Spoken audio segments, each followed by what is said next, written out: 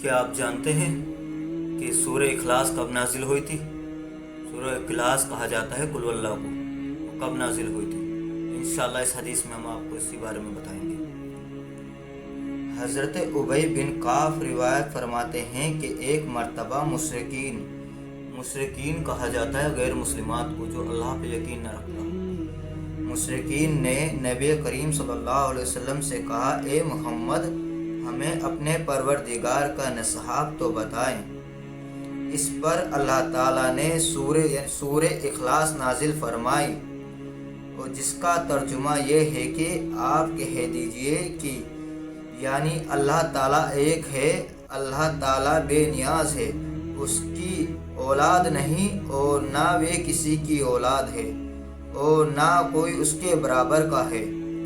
یہ سورہ اخلاص کا مطلب ہے۔ اللہ تعالیٰ نے ایک مشرکین کا پوچھنے کی وجہ سے سورہ اخلاص نازل فرمائی تھی اس دنیا کے اندر۔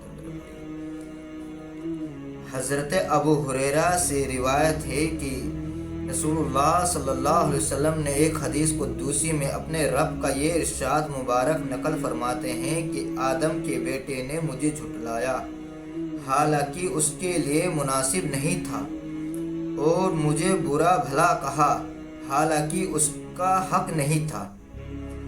اس کا مجھے جھٹلانا یہ ہے کہ وہ کہتا ہے کہ میں اسے دوبارہ زندہ نہیں کر سکتا جیسے کہ میں نے پہلی مرتبہ کیا تھا، اور اس کا برا بھلا کہنا یہ ہے کہ وہ کہتا ہے میں نے کسی کو اپنا بیٹا بنا لیا ہے، حالانکہ میں بے نیاز ہوں اور نہ میری کوئی اولاد ہے، نہ میں کسی کی اولاد ہوں اور نہ کوئی میرے برابر کا ہے۔ حضرت ابو ہریرہ فرماتے ہیں کہ میں نے رسول اللہ صلی اللہ علیہ وسلم کو یہ ارشاد فرماتے ہوئے سنا، لوگ ہمیشہ اللہ تعالیٰ کی ذات کے بارے میں ایک دوسرے سے پوچھتے رہیں گے، یہاں تک کہ یہ کہا جائے گا کہ اللہ تعالیٰ نے ساری مخلوقات کو پیدا کیا، لیکن اللہ تعالیٰ کو کس نے پیدا کیا؟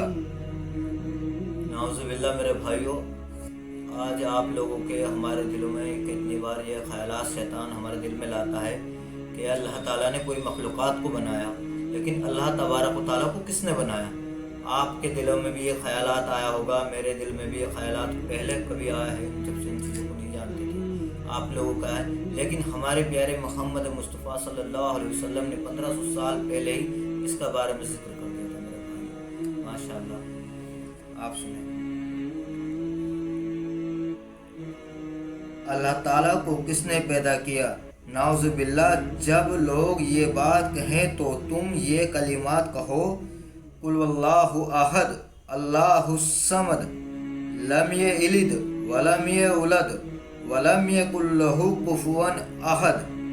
ترجمہ یہ ہے، اللہ تعالیٰ ایک ہے، اللہ تعالیٰ کسی کا محتاج نہیں، سب اس کے محتاج ہیں، اللہ تعالیٰ کی کوئی اولاد ہے نہ وہ کسی کی اولاد ہے، اور نہ کوئی اللہ تعالیٰ کا ہمسر ہے۔ پھر اپنے بائیں جانب، یعنی جب یہ بات ہو جائے تو اپنی بائیں جانب 3 مرتبہ اپنے الٹا کر اس طرح تھتکارے، بائیں جانب 3 مرتبہ تھتکارے اور اللہ تعالیٰ سے شیطان مردود پر پناہ مانگے، اللہ تعالیٰ سے شیطان مردود سے پناہ مانگے اپنی کاندھے کی بائیں جانب تھتکار کے۔ بھائیو، اگر آپ کو یہ حدیث اچھی لگی ہو اور انشاءاللہ اس سے کچھ سیکھنے کو ملا ہو تو ثواب کی نیت سے اپنے اور بھائیوں تک ضرور شیئر کریں میرے دوستو۔ السلام علیکم ورحمۃ اللہ وبرکاتہ۔